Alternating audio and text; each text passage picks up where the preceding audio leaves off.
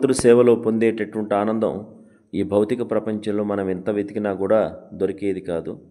భౌతిక ప్రపంచం అంతా కూడా మాయామోహాలతోటి, స్వార్థ చింతనతోటి, కపటము కలహాలతోటి, అసూయ రాగద్వేషాలతో కూడి ఉంటుంది.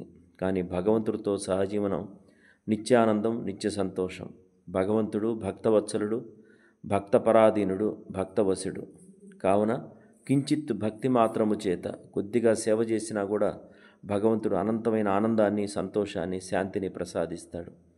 కావున మనం సంపాదించినటువంటి ధనము, రాత్రింబవళ్ళు కష్టపడి చాకిరీ చేసి పనిచేసి సంపాదించిన ధనము, కీర్తి ప్రతిష్టలు, మేడలు మిద్దెలు, సన్మానాలు, అలాగే బంధువులు మిత్రులు, వస్తువులు, బంగారము, ధనము, స్థలాలు, పొలాలు ఇవన్నీ ఏవీ శాశ్వత కాదు. చివరికి నాది నాది అని పెంచి పోషించిన ఈ శరీరం కూడా మంది కాదు.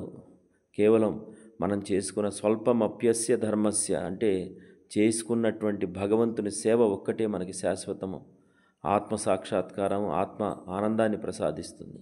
కావున భగవత్ సేవా మార్గంలో ప్రయాణం చేస్తారని ప్రార్థన చేస్తూ జై జై శ్రీరాధే.